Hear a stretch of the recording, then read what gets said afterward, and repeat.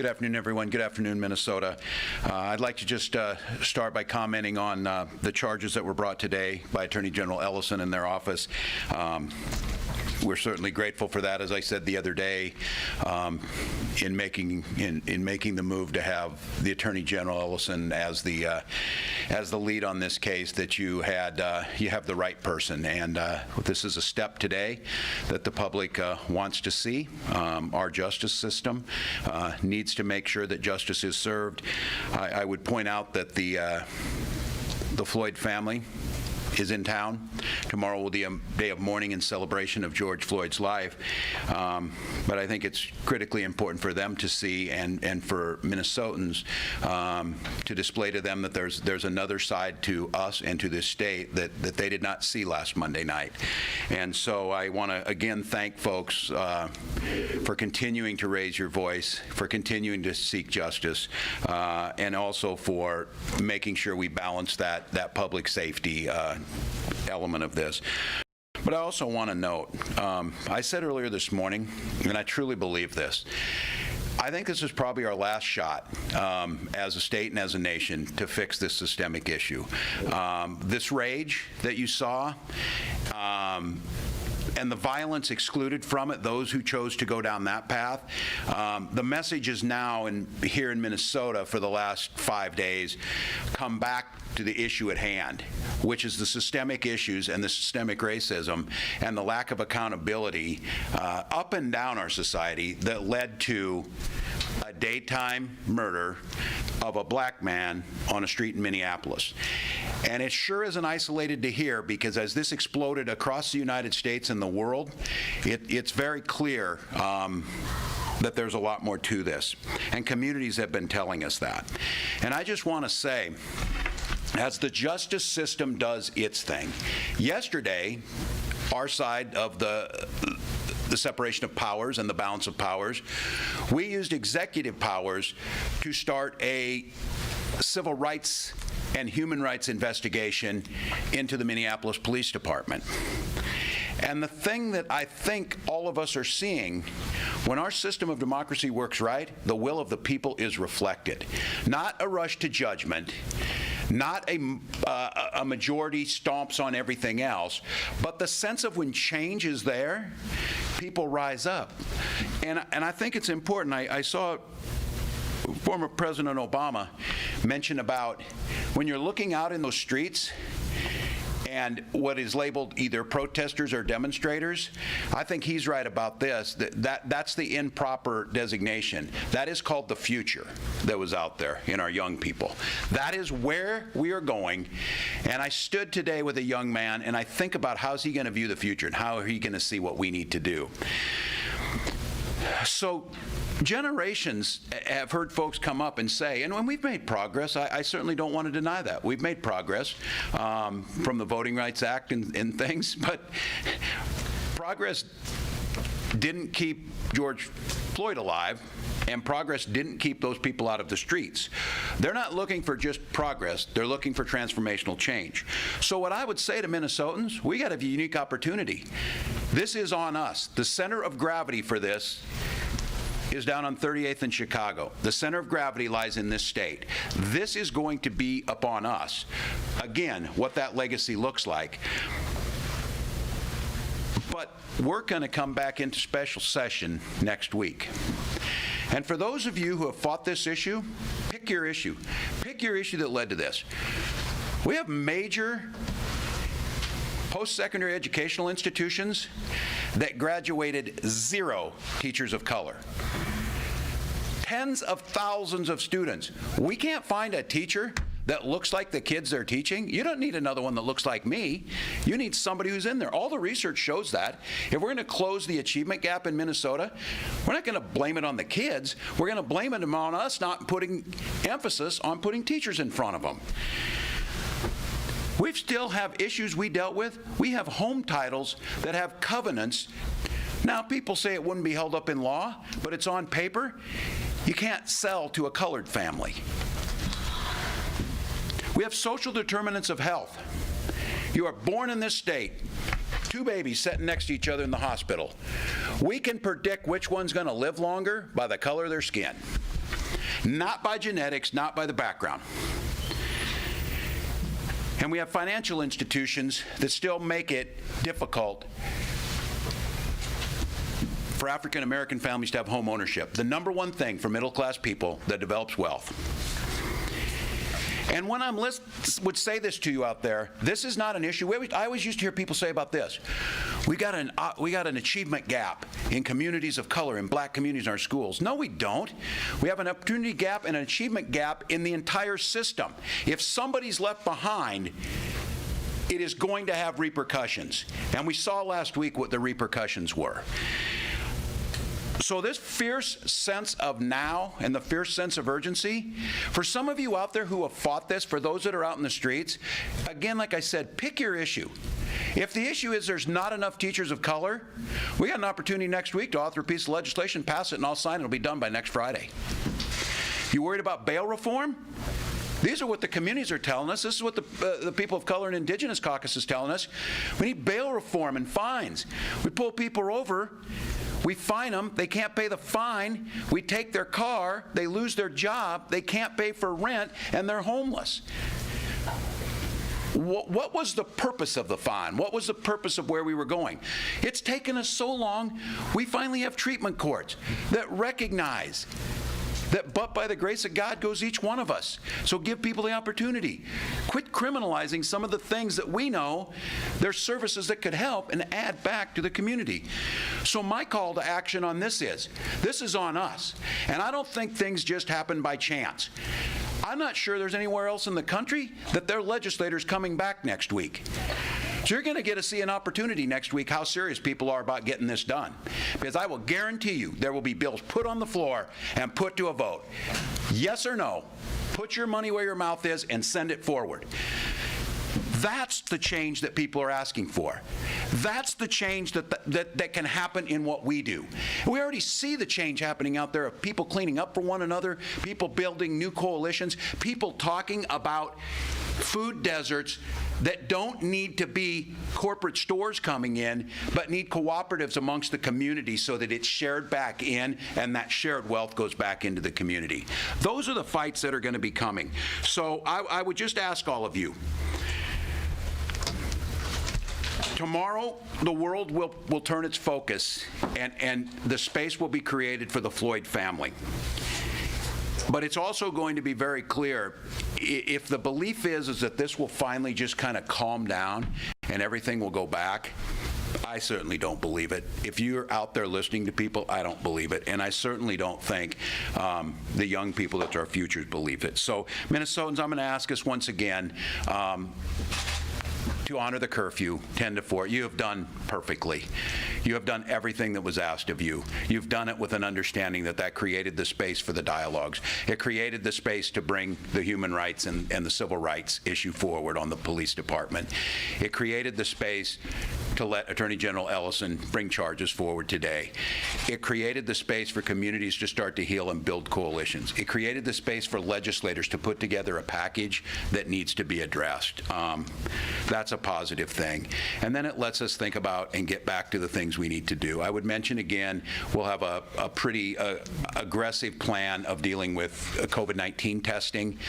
We'll make sure, and again, I want to hear everybody not putting up barriers. You're not going to have to tell somebody why you're getting a test just because you were at a protest. That's not what we need to do. We need to make sure that people come down. If you thought you were there, you thought you were exposed, we'll be testing all of our National Guard and all of our folks as they issue out. We've still got this fight on. We're still in the midst of this, and we still have some opportunities to bend the curve. I think in the hopefully here in the very near future, I think we're seeing some good numbers. We need to talk about phase 3 of the reopening plan, getting back restaurants, getting back potentially some of these fitness centers, other types of activities that we're seeing. That's going to be imperative, as we knew all along. We're staying relatively stable, and I think it's because, I'll have to say, even in situations of large mass gatherings here this week, the vast majority of people were doing the best they could. They had their masks on.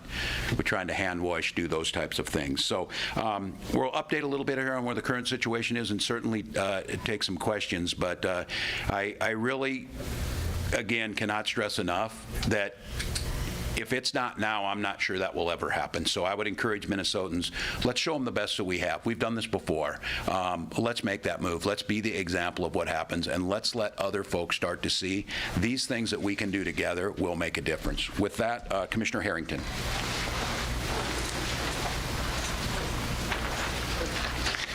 Thank you, Governor Walz. John Harrington, Commissioner of the Department of Public Safety. Following up on Governor Walz's statement, the 3 former Minneapolis officers, one of them is already in custody, and we expect before this evening is out to have the other 2 in custody based on the charges brought today by Attorney General Keith Ellison. We will be continuing our rapid response model of policing. I met today with a number of community leaders from different parts of the Twin Cities area, including North Minneapolis and South Minneapolis, to talk about what that deployment would look like and talk about what community partnerships we can create and should be maintaining as we continue to try and keep the peace, maintain the rights of everyone to be able to protest appropriately, and make sure that we do not have any new fires, that we do not have any new episodes of violence there. In addition to the rapid response teams, we continue to staff our mobile field force teams, and we are continuing to work on 2 new projects, not really new necessarily, but we're continuing to expand the work we're doing with the ATF Fire Task Force. As I mentioned, there have been around 90 fires, arson fires that we have been working on. This ATF State Fire Marshal and Minneapolis and St. Paul Arson Unit Task Force is in fact investigating those, and we are in fact also going out to pick up flammable objects, bottles, cans, other things that we have found left secreted in backyards and in alleys and in the backs of people's houses, to make sure that we can take those objects away and make sure that there is not additional tools for those who would do harm's trade. Finally, we are also working with the FBI on federal charges. They have announced federal charges on 1 individual who crossed state lines to commit crimes, and we are continuing to work with them on investigations to make sure that if there are others who are committing crimes, interstate crimes, crimes that are within the federal jurisdiction, we are going to work with the FBI to do the investigation, and we're also working with Erica McDonald, the U.S. Attorney for the state of Minnesota, to make sure that those will be charged appropriately. One thing that has come up is concerns about the 911 system, people calling 911, not getting an answer. We are going to start working through the ECN, the Emergency Communication Network, to try and provide some additional resources to the 911 system so that folks will get a more rapid response there. We are asking folks, if they see people, especially around this issue with the flammable objects, to continue to call 911. We recognize that in some times over the last week that has not necessarily seemed like the most useful information, but we really think that is where, when somebody has a flammable, when somebody has an incendiary, when somebody has what is potentially a bomb, we want that information to go out as an emergency call. We do believe that for those folks that are seeing cars driving around with no plates on them, and we continue to get those reports, we continue to follow up on them. We've continued to actually find several of them now.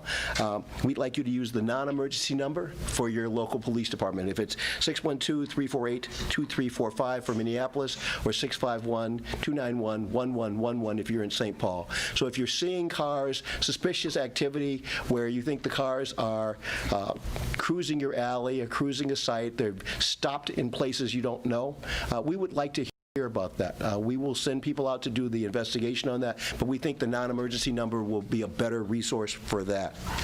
Finally, I will just echo the governor's comments about the curfew. We're going to do the curfew for another 2 days, from 10 to 4. And once again, I will ask Minnesotans, folks especially in the Twin Cities, Minneapolis and St. Paul, please stay home, stay safe.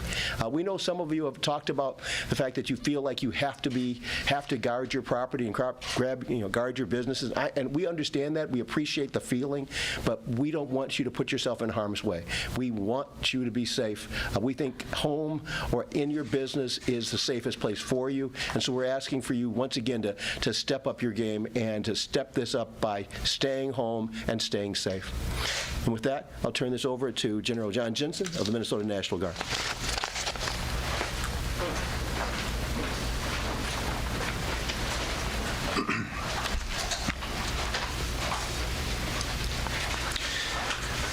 Good evening, everybody. Major General John Jensen, Minnesota National Guard. I'm the Adjutant General. Today, I spent the day traveling St. Paul, visiting my soldiers, checking in with them, checking in with our airmen who are performing missions across the city. And it was just a tremendous afternoon to be with them, to share with them their experiences this week. And I can tell you they have been touched and they've been impacted by their experiences this week. This is a difficult mission for anybody. It's a difficult mission for law enforcement professionals, and it's certainly a difficult mission for the Minnesota National Guard. But we are incredibly encouraged. What Commissioner Harrington described is exactly how we see the environment as well. Things are getting better. Things are improving. We are proud to be part of that, proud to be contributing to that. For the families of the soldiers and airmen that are currently here in Minneapolis, St. Paul, providing a vital service to both of those cities, I can tell you, your men and women, they're in great spirits. Their morale is high. They are completely committed to their mission. There's a seriousness in their approach, but I can tell you there's a strong purpose in their heart. Their purpose remains the same as it has been since day one: to preserve the right to safely and peacefully grieve and demonstrate for our citizens. Our ongoing redeployment continues. The governor approved the redeployment of Minnesota National Guardsmen back to their hometowns and their home armories, and we continue to do that. So we really have three pools of soldiers and airmen currently. Those available to the current mission, that number remains, or that number has been decreased. If you remember, earlier this week we described that to be over 7,000. We are currently right around the 5,000 mark. So where are those 2,000 soldiers and airmen from there? They are currently either in a transitioning period, as the governor mentioned, as we prepare to out-process them from state active duty to include COVID-19 tests. So when they return back to their employer, we know that that they are healthy and prepared to work. And then finally, they're off duty. As we transition through this, the commitment I made to the governor, I believe it was on Monday, is that our presence would not be diminished, our capabilities would not be diminished. We'd be able to meet every mission and every need that was present in Minneapolis and St. Paul, and to this date, we continue with that goal, with that objective, and with that commitment. And as I mentioned, you know, this type of state active duty is difficult. But together, I know this, as Minnesotans, we'll get through this difficult time. I would like to thank everybody out in the community who, as they drive by my soldiers and airmen, wave at them, thank them, appreciate them, and in many cases, try to feed them and water them. And to that, I thank you for that. All of us, though, working together is important, and that's what I'm seeing. I'm seeing that both on the security front as it relates to our police officers, National Guard, and State Patrol, and the community. We're looking for opportunities to help the community, and every opportunity that has become available to us, we have reached out. We've seen soldiers and airmen help neighborhoods pick up the remnants of violence. And as always, the Minnesota National Guard is here, always ready. Thank you.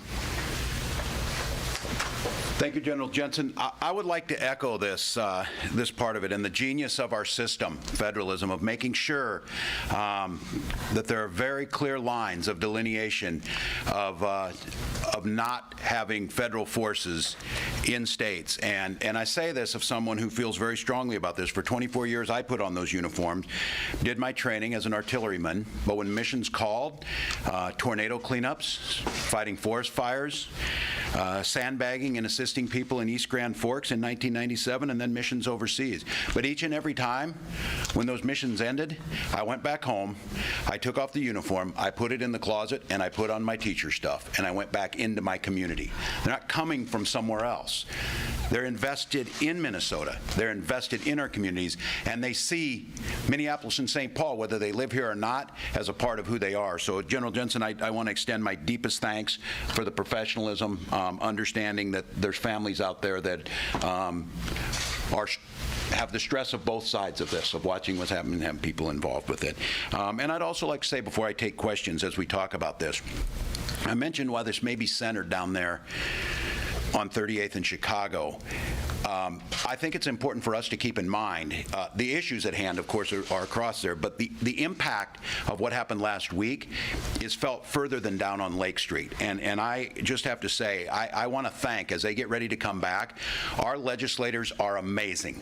They have worked through their leadership, Speaker Hortman in the Minnesota House and Minority Leader Kent in the Senate, of funneling information, of trying to get information to people. And I have received countless calls from legislators, and I just want to say, I received one yesterday from Senator Bobby Joe Champion, and he was breathing righteous fire about North Minneapolis. And he sent me 36 pictures of what's happened in North Minneapolis. And he's right. I see a lot of stories, but he said, how come nobody's talking about North Minneapolis? How come nobody's talking about things that happened here? So I think it's as important as we go back and we start talking about these things, we can leave no one behind. We can leave no parts of Minnesota behind. And we have to recognize this sense of what's happening is everywhere. I took a call before I came in here from Mayor Judd in Moorhead, talking about conversations he was in with young people and things they wanted to see changed in their community. This is a point in history that must be seized. And with that, questions. Go. Tom, I'm going over top of you. There you go. Governor, given your comments about wanting to fix systemic racism, will you have a specific proposal, an agenda, a list of things you want accomplished in that special session? Yeah, this is a great question, because this issue, and I think some of you covered it, around policing reform, criminal justice reform, it's something my wife, Gwen, worked on in prisons. We talked about that. But what's changed here is all of us changing the lesson? No. What they don't need is another white politician bringing a proposal forward unless it's what the community wants. Now, many of those things came from them, but what we told and what we used to think about this is what's politically possible. We can't do that because that won't pass here, won't pass there. I would like to believe this calculus has changed. Now, you'll all say, boy, we've seen this before. I'm just think it's going to be very telling next week when proposals that are coming out of the community that are best practices, that are shown in places like Camden, New Jersey, have made a difference in how police violence, talking to Commissioner Harrington and the community who did that, our proposals are going to mirror what's coming out of the community. My job in this is to use the skills that I have and the authority as governor to help move those things through. So we're looking where the Posse Caucus is. We're outreaching, and I was talking with the Council of African American Heritage on the phone last night. We'll be on the phone again before that, and I told them those are packages that need to be brought forward, and that's how we'll approach it. Tom? Governor, is it realistic to think in a short special session that you can pass meaningful legislation? Generally, the best legislation is not the fastest legislation. Then we stay there until we get it done. But you've also got a pandemic to deal with and a lot of legislation regarding that, as well as a bonding bill. Could this become a very long special session? I think that potential is there, and I know that I believe it was from the Senate was talking about it's up to the Senate once I call them back. They can decide when they're going to go. In this moment, what we know needs to get done, I can't imagine going before we get work done. I can't imagine. We had the opportunity and we left, and you're right, we have pandemic. We have a budget, and we have to stabilize our state's budget. We have to think about further COVID funding, but these are the issues that are going to have to go hand in hand. If this is a time and we go back in session and say, boy, we really wanted to do something about home ownership, and but we just don't really have it done, I just don't think it's going to go. I've always said this, but people said, where's the leverage in the legislature? There's many different leverage points, but I've always said the strongest leverage is the people, and I don't think any of us in our lifetimes have seen leverage being exerted the way it is. So I could see us staying there till we get her done. Governor, can you talk a little bit about putting Attorney General Ellison in charge of prosecution? Did he come to you? Did you come to him? And does it reflect a lack of faith in the Hennepin County prosecutor? Well, I don't think I would say that more than a belief that this was the way to go. I listened to a lot of people. I did go, and the Attorney General and I spoke. It was coming to me from lots of different sources, from lots of different people. And I think one of the things that became very clear here, perceived reality is reality, so I'm not going to get into the debate about that. But the public and the family did not trust this. And it's not as if every family gets to pick who their prosecutor is, but I'll tell you what, in this case, they were speaking for a lot of people who felt that that was it. I think in this case, to make sure that people feel the system, because it all goes back to this, that they do not trust the system. They do not believe the system works. They do not believe it works for them. And that move was to try and move in a direction of a authority that I have to try and take some of that out of it. That was the reason that it was made. And I asked the Attorney General to take it, and listening to him today, I think the sense of service and duty, he felt he needed to do so. I would let him say on that, but I did ask, and he was willing to do it. Governor, what's your message to these businesses that have boarded up their windows and doors? How long should they stay in this defensive position, and when can they get back to normal? Yeah, and this is one that we all go together. I think this is always that striking the proper balance. It's my judgment, and I will let the folks on the security side who weigh into some of those, that the mood has changed to the point where Minnesotans are not going to tolerate anybody doing that. Minnesotans are not going to tolerate attacks on business, especially minority businesses, and that we can get into a posture. We can't stay in a massive presence on the street all the time. Once again, this hasn't happened. You know, we have crimes. We try and reduce them. We have strategies for that. But this type of broad scale. So our hope is that we will be there quickly. I don't think it's we're looking at this that tomorrow is going to have the attention of the world and a large number of people here. Again, to me, I cannot fathom a world or anybody thinking that tomorrow is the place to dishonor the memory of George Floyd or stop the momentum that they've seen this week of changes and justice starting to be served out. So our hope is just as quickly as possible. And I think that's what's incumbent upon us, to use the science, but also the necessity, the situation has changed, to start thinking about phase 3 of reopening, to try and time this pretty quickly. And I think more will come out on that. And Governor, I had a question about that. A lot of Minnesotans, they might appreciate the way you're handling things now, but they're afraid you're preoccupied now with dealing with public safety, and they're worried that the economy is not going to get turned back on as quickly as many people think it should.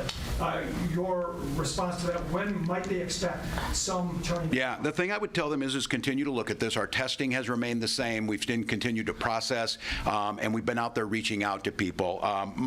I tell my team that I do want to set expectations high in the public, because I think it holds you more accountable. I think they should expect in the next several days for us to hear and give a plan where we start. And I said, I think if you look at what we put out on phase 3, to go back to that about some of those are going, I think that's it. We're in a difficult time. We're at a pretty flat pace on COVID, but I think in this case we're going to have to strike that balance to start moving towards those things. And could that be a bigger capacity at bars, restaurants, hair salons, and maybe happening even sooner than June 15th? I think there's a possibility with that. I don't want to set unrealistic expectations, but I think at this point in time I would rather err on the side of being very honest in this, how we're talking about this and things are being gathered up. I will leave here and we'll have a conversation on this, so I'm ahead of my team a little bit on this, but it's my expectation and ask them. So I want to tell people, during the middle of this, we were still simultaneously, the Minnesota Department of Health and everything was doing exactly what they needed to do. The Department of over at DEED were doing their things. They have proposed a plan for the next phase that will be presented to me, I believe, this evening or first thing in the morning, and then we will try and do, because it was my goal that once we hit June 1st, that we would have a plan in place for the next one. And I think if it's possible, and if the situation is stable enough now to be able to go before that, we should do that. I don't know if that's the case of how they're going to present, but if that is possible, we'll seize that. Governor, can I jump back in time a few days? Sure. You had mentioned after the initial riots broke out that you were waiting for a request from the Minneapolis city officials before you came in. Tell me a little bit about, is there a specific law or procedure that would prevent you from sending the National Guard in? Yeah, I can talk to, I'll tell on the legal side of this. Well, Governor, don't point to me for legal advice. Let me tell you, I'm an infantryman. So the emergency management system in Minnesota works again. Counties and the cities of Rochester, Duluth, St. Paul, and Minneapolis have the ability to request state support to emergencies. Now, we're talking about the National Guard, but it could be any state agency. Okay, so I'm going to use the Minnesota National Guard as my example, but again, it could be any state agency. That request from their emergency management coordinator, again at the county level or in the 4 cities that I mentioned, comes through the state EOC, and there's a discussion and a dialogue between the entity that is requesting the capability and the state EOC and the emergency managers or emergency management team about that capability to ensure, because what we want to prevent is somebody to say, I want 500 National Guardsmen. Well, the first question always is, for what? To do what? Right? And so to ensure that we get the task correct and to make sure that the National Guard is actually the agency that should support that request. And then, of course, later is the numbers and the special equipment. So once that is discussed, and I'm brought in on that typically, to make sure that maybe the capability being asked for, we actually have those type of things. Once we work through that, Commissioner Harrington, Director Kelly, and myself, if it's a National Guard matter, then go to the governor. Say, sir, this is the request. This is what is needed, and our recommendation is this. And then it's either yes or no. And if it's yes, and the governor agrees, then there is an executive order that is published that the governor signs that actually then orders the National Guard into this role. And then the planning and the execution of that mission follows. And when did you make that recommendation? To the governor? My first discussion as it relates to this operation was with Commissioner Harrington a week ago, almost exactly a week ago right now. But at that time, what the question was and what the conversation was that we believed we needed some type of resource from the Guard beginning on Saturday. Commissioner Harrington and I said, okay, I said, perfect. I'll come into the office on Thursday. We'll begin notifying our units. We'll have our soldiers report on Friday, and we'll be ready to execute the mission on Saturday. Well, the security situation in Minneapolis deteriorated very quickly on Wednesday night. As I mentioned earlier this week, I woke up Thursday morning to a text from Commissioner Harrington that said, we have to accelerate this and we need to go. And so we began working immediately on that. And so that's kind of the timeline in terms of where I was involved. I can't speak to anything before that conversation that Commissioner Harrington and I had on Wednesday evening. That's like I said, that's how I got involved going forward. Okay. One more question today, folks. Sure. Let's go 2. Go there and go Tom. Yeah. Governor, what do you make of the mounting criticism of the Minneapolis Police Federation, and several labor groups have been calling for the president of that group to step down? Your thoughts? Well, I'm not going to get involved as far as that side of things. I would just say I'm very disappointed with the statements that have come out of there, and obviously other labor groups. I'm a labor person. Labor unions are meant to protect the middle class. Labor unions built the middle class. The labor unions I know were there to protect the George Floyds. They're not there to protect people who are now being charged with murder of George Floyd. So I think deciding to take the battle against your communities, and I'll just call this out in the aftermath of this, the need to try and sully the name of George Floyd with something he had done earlier in his life is despicable. It's beneath the dignity, and it sullies the names of folks who truly want to serve. So I think this will be a broader conversation. I don't want to make this that fight, but I think it would be disingenuous and a disservice to Minnesotans if I did not call it the way I see it, as where a major problem in this issue lies. Governor, two quick things. Will you look to Wisconsin a little bit to see what their experience has been like since they reopened their economy and things have not gone crazy with COVID-19? Yeah. Will that help inform and guide your decision-making? And then secondly, can you tell us about your experience at 38th in Chicago today and what that was like meeting with people down at that? Sure. On the first one, yeah, absolutely. We're looking at other states. I think one of the encouraging things is, and now it's a little bit, Commissioner Malcolm would tell me it's a little bit too soon, but Memorial Day weekend, it looks like in numbers did not have a significant bump of going. And as I've said, now we have 90 days of knowledge about COVID-19. That's exactly what we're doing, and I think that's the point. I don't want people to get complacent, but I think we're at a point now where we're going to have to, again, make sure that everybody who needs that hospital space has it, but move a little bit in that direction. So I'm fairly confident, and I think when we do that, Minnesotans embrace that it's their responsibility. I was driving by the restaurants that are open and the sides, and they're doing it exactly right, and they've retrofitted they're ready to go. They're ready to do this. That's what gives me the encouragement that we need to help them. And as far as this morning, and as I said, my intention was to try and go down there.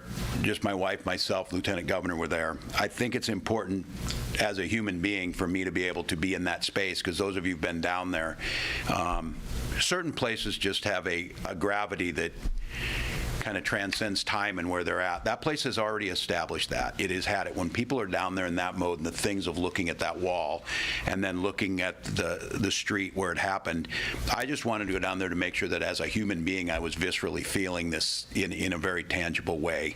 And I tried to stay out of people's way, but there was a gentleman, had a young man with him, about a 6-year-old, and he had a piece of chalk, and he was writing, an African-American man. And it really struck me when I talked to him, because people were talking about this, and someone said to the side, well, it'll be better when they arrest those officers. He said, it won't be better. He said, it's justice, it needs to be done, but there will still be the pain. And I thought it was so interesting that he was talking about the pain of those families that weren't involved, and the children of those families, in the pain that he's in as an African-American man sitting on the site, knowing that it could have just as easily been him, or, God forbid, his son who was standing beside him. He was thinking at the broader issue of kindness, healing, community. It was very powerful, because it takes you to that place, is what I keep saying, is this transformational way we're looking at this. If we get this right, this will be a better place to live. This is, and I say here. So it was powerful. I, again, am very quick to call out that these special places, the last thing many times, especially where a black man's killed, to have a white politician there appropriating that pain.